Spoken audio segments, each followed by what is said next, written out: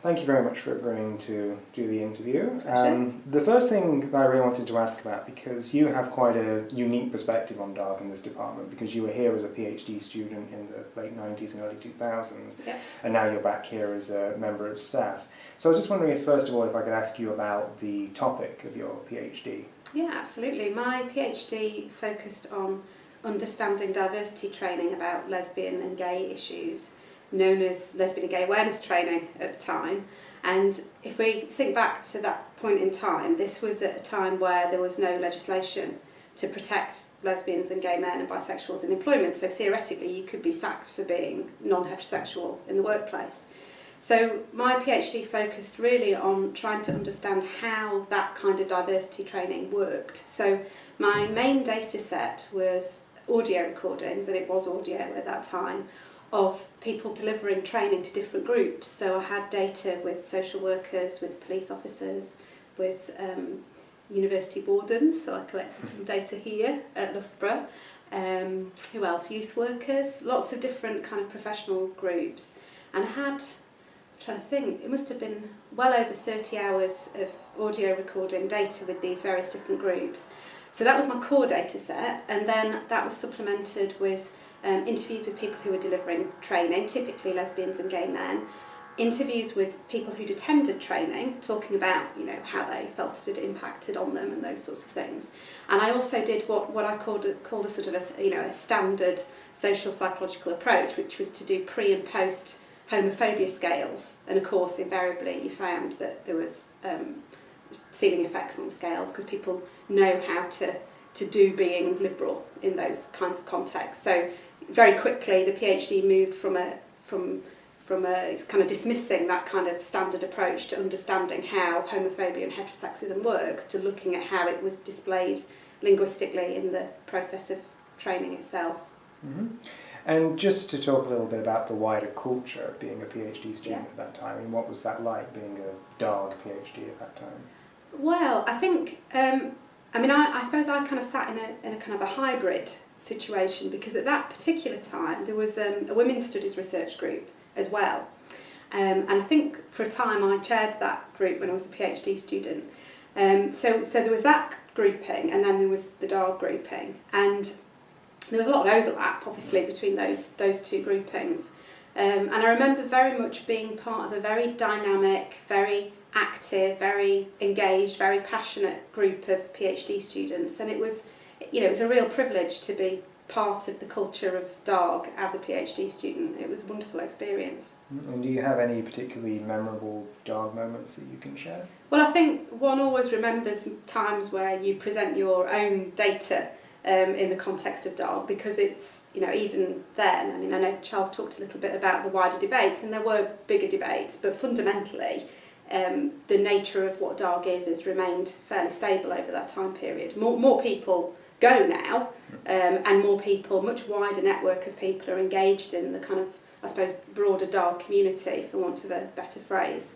It was more an internal departmental thing at that time, although there were people like Dave Middleton who came from what was the Human Sciences department to come along to DARG. But I remember presenting a bit of data which I don't think ever made it into the PhD thesis, but it was a little segment of data where a trainer was talking about one of these unusual times where they were talking about at a kind of meta level how the work that we're doing in training was kind of impacting on people's attitudes, because that was implicit in what was the business of what was happening within these training sessions. So it was a quote where he was talking about, if I'm sat on the bus late at night and there's a group of lads, and it does tend to be lads going fucking puffs, fucking puffs, fucking puffs, I am not going to get out my flip chart paper and challenge their homophobia, because they're likely to challenge my face. I make a decision at that point that I've not got an awful lot to gain in this situation, and I've got an awful lot to lose. So it was a really, and I can recount that particular bit of data now, and that's, nearly 20 years ago. Really powerful bit of data, and I think for me that's the very grounding nature of what happens within DARG sessions. Is it's a discipline that focuses you very firmly on the data that you have, and that is your starting point. So yeah, I remember that one, and I think there was a bit of kind of shocked rufflings around the room. Yeah, sure. So, as I mentioned at the start, you were here as a PhD student, now as a member of staff, and that gives you quite a unique perspective on DARG. I was just wondering if you could talk a little bit about the main similarities and differences between DARG as it was then and DARG as it is now. Well, there's changes in people. Quite a few of the people that were there when I were there, Jonathan Potter was there, Derek Edwards was there, Celia Kitzinger was there, Sue Wilkinson was there. They've all gone, and obviously the students that, a completely different group of students from the students that were there when I was there originally. And I think the core business has remained the same, and actually that's one of the really lovely things about it as a research grouping, is the fact that it has this solidity to it. And although people have changed, and perhaps the tenor of the discussion might have shifted in the intervening period, fundamentally it was always about sharing your data with other people in a group context where there's an opportunity for everybody to comment and reflect on the data that's in front of them, which is a very, I think, still refreshing approach to the business of doing academic engagement. And obviously it sits quite differently from your standard kind of work in progress type talks, in that it's an opportunity to look at the phenomena of interest directly. Yeah. So what did you do after your PhD? Well, I straight after being here, I worked as a research fellow in a research unit up in Edinburgh University, which was the research unit in health, behaviour and change. So I moved from an interdisciplinary context here to another interdisciplinary context, which I find particularly valuable. And I applied some of the skills that I'd learned, but in a completely different topic area. So I was working on type 2 diabetes up in Edinburgh. So topically, it was a complete departure from what I'd been focusing on as a PhD student. But a lot of those kind of core skills that I'd learned in terms of, interviewing, writing journal articles and so on, were entirely applicable to the new context up at the University of Edinburgh. And I did that for about a year and a half. It was a 2-year post, and then I got a lectureship back down in the Midlands at Aston University, and I was there for just under 10 years. So one of the features of your work is that it seems to be driven by quite a strong sexual conscience. You noted that during some of the data you've just described about the lesbian and gay issues and so on. I was just wondering if you talk a little bit about what you think the origin of that social conscience is. Well, I mean, you can never pinpoint an exact origin of anything, I don't think, if you think about it for long enough. I think for me, in part, it is driven, I think, by occupying a marginal identity category and doing that from a fairly young age in a way that probably wasn't desperately normative at the time. So I came out at school, age 14, which is not something necessarily that young people would do nowadays.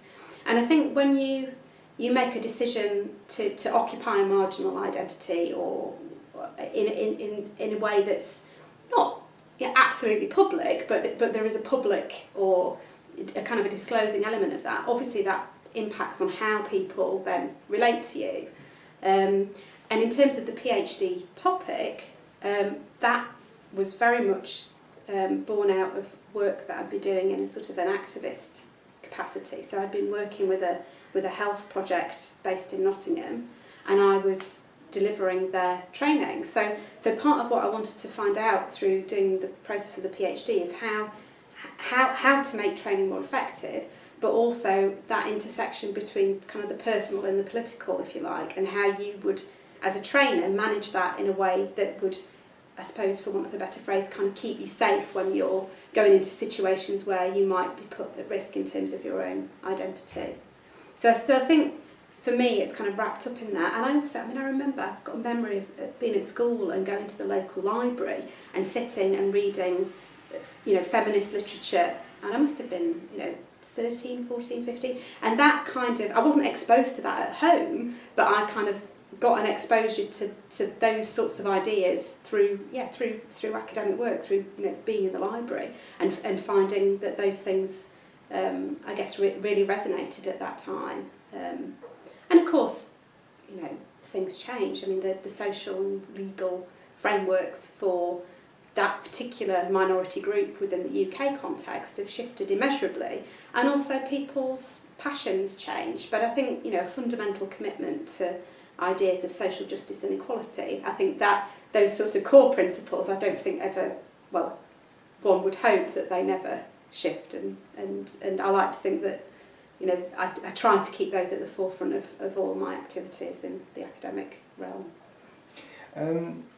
One of a debate that consistently crops up both within this department and more generally within the field of discoursey sorts of research is whether CA can be reconciled with a more critical approach. And of course your PhD supervisor, Celia Kitzinger, has contributed to that debate quite a bit. I was just wondering if you could give your thoughts on that debate and what you... Yeah, I mean, I think for me there are some elements of a more kind of purist CA position that I wouldn't necessarily think are doable. So ideas around kind of unmotivated looking, for example. I kind of don't think that that's possible. I think that we do come from particular positions and through to the kind of the data that we look at, the kinds of issues that we're in, the particular extracts that we find interesting and we might want to zoom in on. For me, that would always be informed by my kind of broader critical and or political agenda. So I wouldn't be driven by a mechanism or a structure within talk. That wouldn't be my starting point. So I guess for me, I would see CA or discursive psychology as part of a toolkit that you can deploy in various different ways to fit your particular research agenda. Now, lots of people wouldn't agree with that position at all, and would say, well, that's not what the tool, you can't use the tool for that purpose. And I think, I mean, one of the early papers that I wrote that was based on my PhD data was a discourse analysis, and I said quite explicitly, I'm combining discourse analysis with a lesbian feminist politics, and I said that, and you know, I think that's potentially doable and achievable. It may not make the absolute best CA, but it depends whose agenda and what type of knowledge you're wanting to contribute to, I think. And some things, you know, sit more comfortably together than others, obviously. Mm-hmm. So you've had 2 books out this year, Aging and Sexualities and Critical Kinship Studies, one of which you edited, one of which you co-wrote. I was just wondering if you could talk a little bit about the origins and ideas behind those books. Okay. Well, Aging and Sexualities originated in a series of symposia at the British Gerontological Society conference, which from memory, was in Kiel a few years ago now. And it was really trying to, I guess, showcase to the gerontological community that there were a range of LGBT and diverse sexuality issues that could be applied within an ageing context, and that they were organised by a woman called Sue Westwood. So the book project really developed from that, and that particular book brings lots of different disciplines together. I mean, it's interdisciplinary perspectives on the issues of ageing and sexualities in its most holistic sense. So it's not just about sexual practices, it's not just about heterosexuality, it's much broader than that. So that's basically the end point of that initial symposium at a conference. Mm-hmm. In terms of critical kinship studies, that's really evolved out of numerous conversations with my colleague Damien Riggs, who's in social work and social policy at Flinders University in Australia. And really what we wanted to do with that book was kind of really map out a framework that moves thinking around kinship and family from a kind of an anthropological frame into a more social, psychological frame. And in so doing, make some arguments around that kind of push our ideas about what's normative in terms of understanding kinship and thinking through what families are and what they do. Both within humans, but also trying to kind of push or foreground a kind of a post-humanist notion of kinship. So in the book we talk quite a lot about people's relationships with animals and care relationships with animals.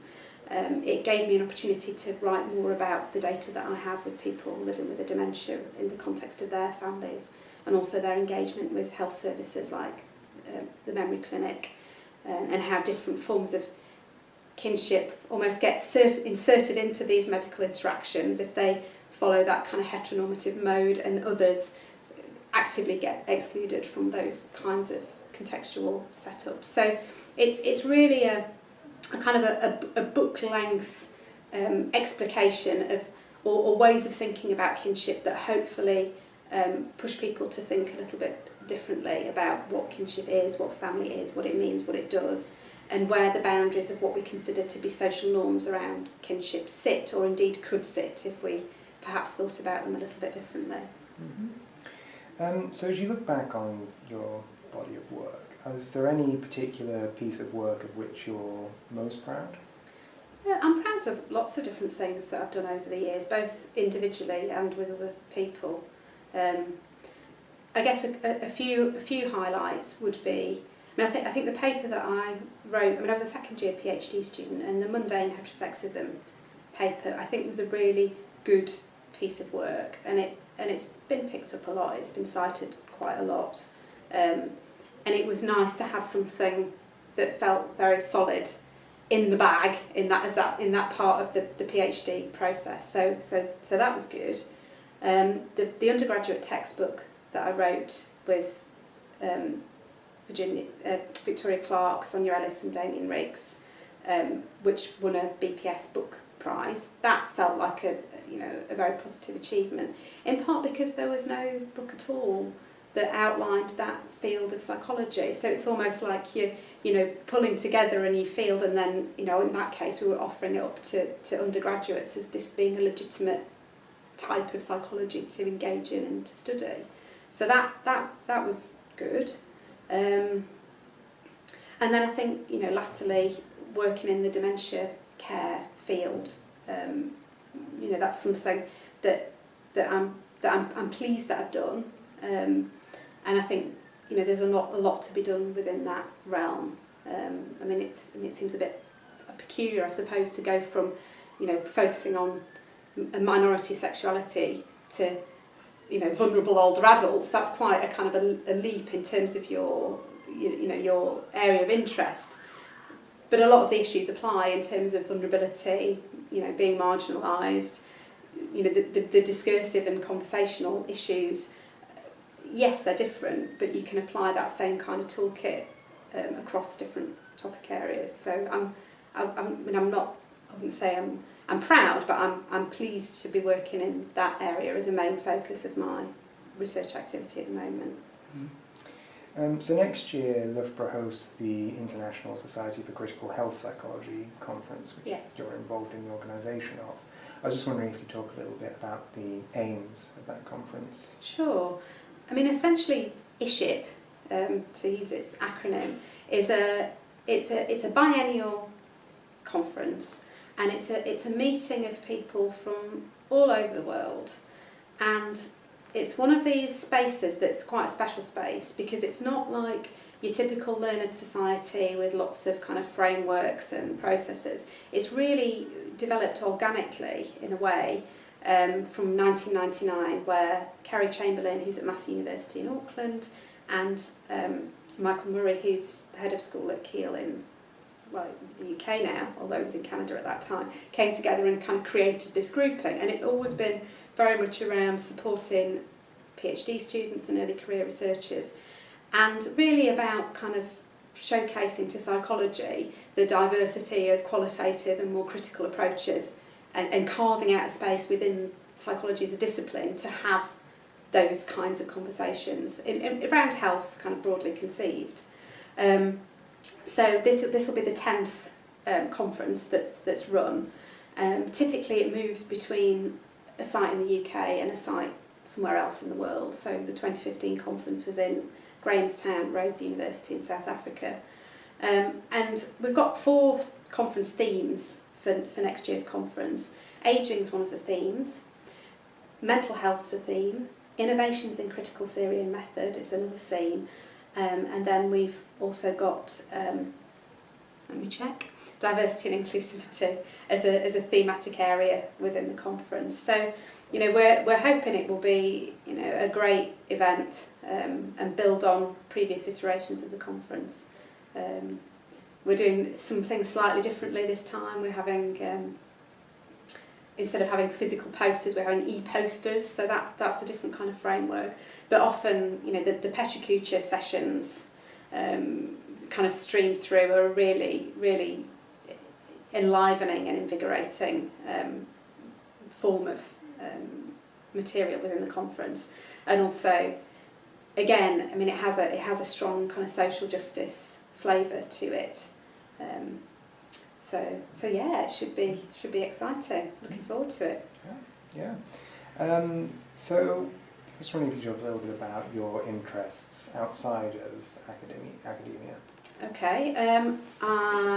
Well, I took up running a few years ago after my daughter was born, in a kind of a bid to, you know, I think, you know, as you get older, you often think, well, you know, if you haven't already done. I mean, I know Loughborough's a sporty context, but I was never a sporty person.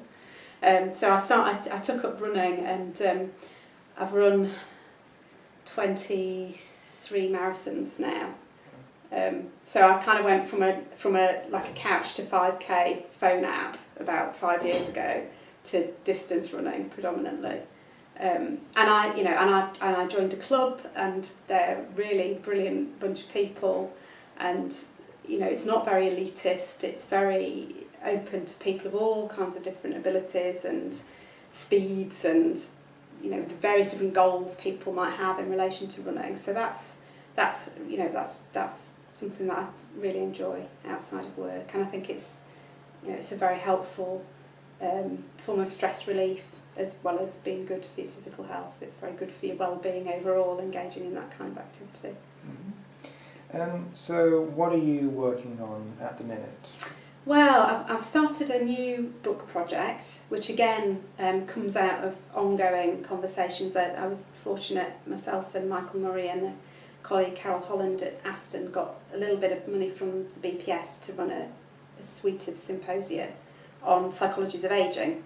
So the idea with the Psychologies of Ageing project is really to, I guess, try and gently push the discipline away from a very kind of cognitively, biologically orientated approach to thinking about ageing to something that's more expansive. And the book project, which we're doing with Palgrave Macmillan, is basically the end point of that process. So we had the seminar series, we've got a special issue of a journal working with older people that's now in train.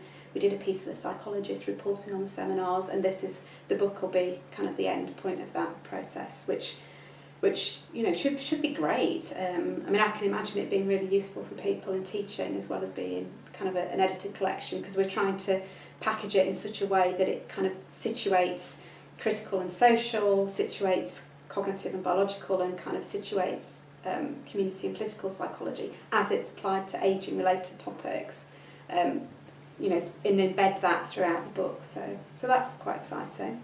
And I'm also, I mean, I'm kind of writing papers out of my dementia talking data set still. It's a big data set, and it's the kind of data set that you could kind of chip away at. I mean, that's the blessing and the curse of using CA and discursive methods, is that you could literally, if you wanted to, spend a career working on the same data set from multiple different angles, or picking up different kinds of issues. So that's kind of my sort of in the background kind of go-to data set when I'm thinking about, you know, the next thing that I'm going to write.